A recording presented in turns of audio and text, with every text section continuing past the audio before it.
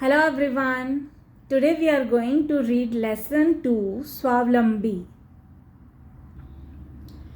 नहीं माँ, मैं नहीं जाऊँगा। माहिर ने माँ से कहा।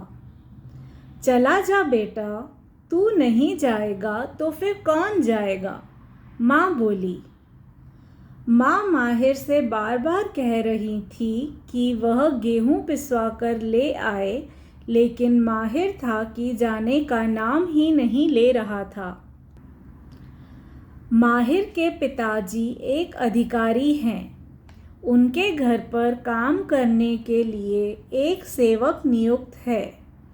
पिछले 4-5 दिनों से वह छुट्टी पर था और अगले 4-5 दिनों तक उसके आने की कोई संभावना भी नहीं थी।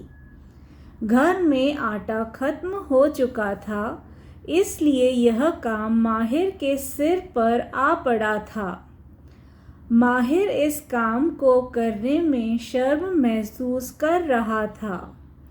उसने सोचा कि जब वह गेहूं का डिब्बा साइकिल पर रखकर जाएगा तो लोग उसे देखकर हंसेंगे।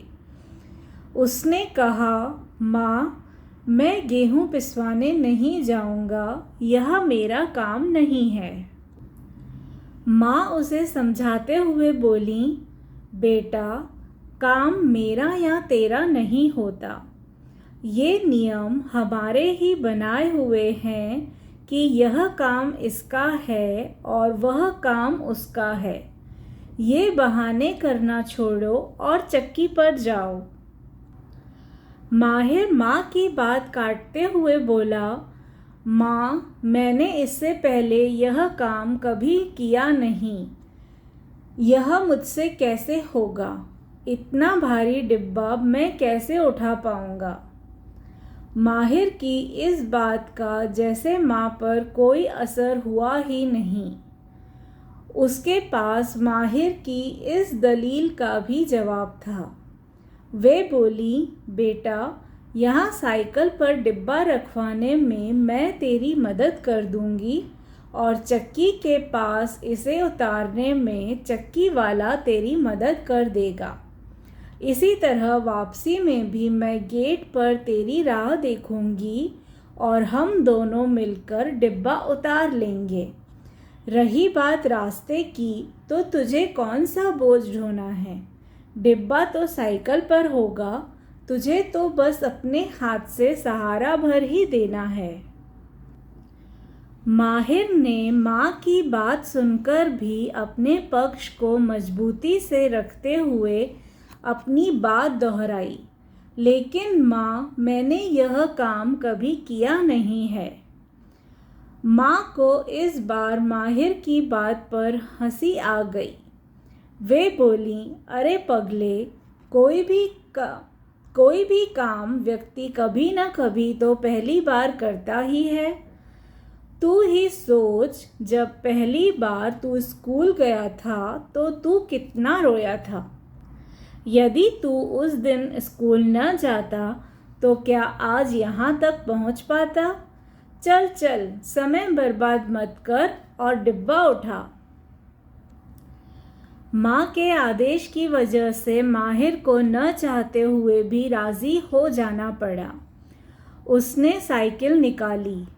माँ की मदद से गेहूं से भरा डब्बा साइकिल के पीछे रखा और गेहूं पिसवाने चल पड़ा।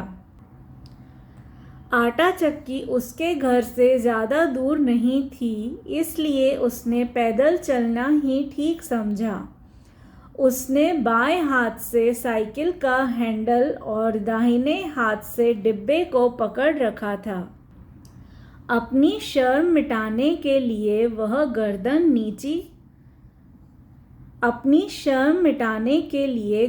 नीची कर ली थी। हर आने जाने वाले की निगाहों से बचने का वह असफल प्रयास कर रहा था। चक्की के पास पहुंचकर उसने राहत की सांस ली। डिब्बा उतारकर गेहूं तुलवाए।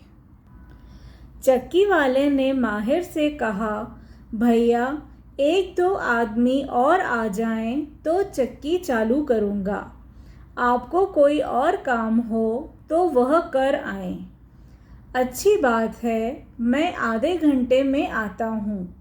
इतना कहकर माहिर ने अपनी साइकिल उठाई। वह सोचने लगा, मैंने चक्की वाले से आधे घंटे में आने के लिए कह तो दिया है, लेकिन आधे घंटे के समय का क्या उपयोग करूं? अभी घर लौटने से कोई फ़ायदा नहीं है, फिर कहाँ जाऊं? चलो अपने सहपाठी संजय से ही मिल आऊं।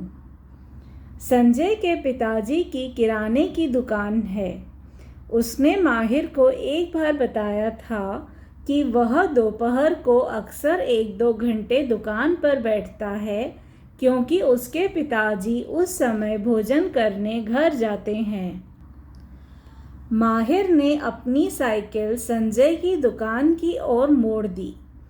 जल्दी ही वह उसकी दुकान पर पहुंच गया।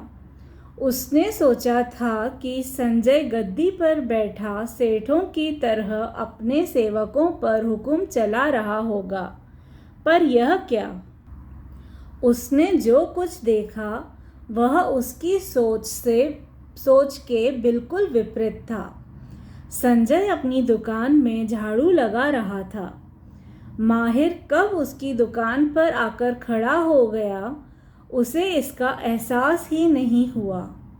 अचानक उसकी नज़र ऊपर उठी तो उसने माहिर को सामने खड़ा पाया। माहिर को देखकर उसे आश्चर्य हुआ। अरे माहिर, आ अंदर आ। 1 मिनट, यह कूड़ा फेंक दूं। झाड़ू कोने में रखते हुए संजय बोला। माहिर ने आश्चर्य से पूछा, संजय, तू झाड़ू लगा रहा है?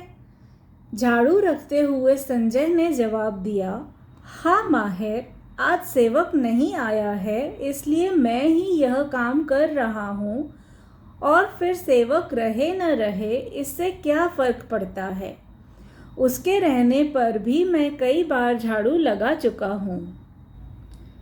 माहिर का मुंह आश्चर्य से खुला का खुला रह गया। उसने फिर पूछा, तुझे यह सब करने में शर्म नहीं आती?